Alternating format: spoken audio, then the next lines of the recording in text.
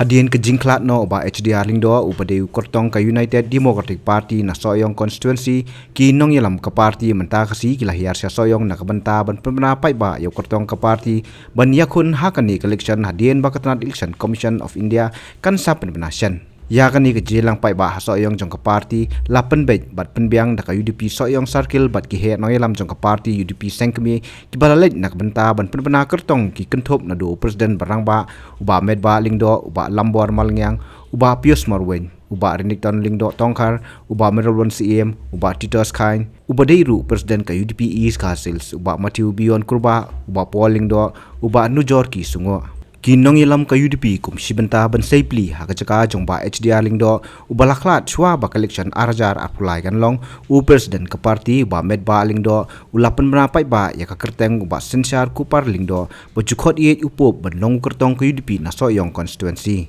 hakani kasi ba penbena ka UDP ya ka kerteng jongba sensar kupar lingdo la sakhi de ki hajar ngot ki pai ba ki bade ki nong kersian jong ka UDP na soyong constituency candidate naga benta ka parti UDP Shaka East Castles District UDP Batman pencepat baka East Castles District recommend yang ya keteng pak naga soyong UDP Circle Shaka State Election Committee. But the State Election Committee, them they abonia, them they don't come to banya tli kiki bro. The kawai kesul, kalarai, ban ai ya kat tiket. Nakabenta kanik election soyo konsusi nakapati UDP. Coba sensya kupar lingdo. So kemudian kali rapor pada kali ke parti ban pemelayan ketik bahasan syah ban khodi ban subha ban ye bat ya kabangin kumpulan nak kali ke parti ba inde official candidate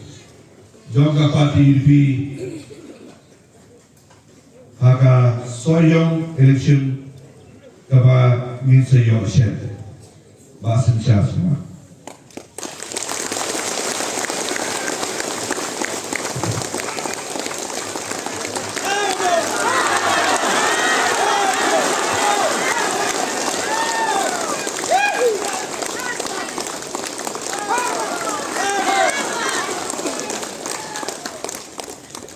Kublisibun ban haka juga pual orang yang ban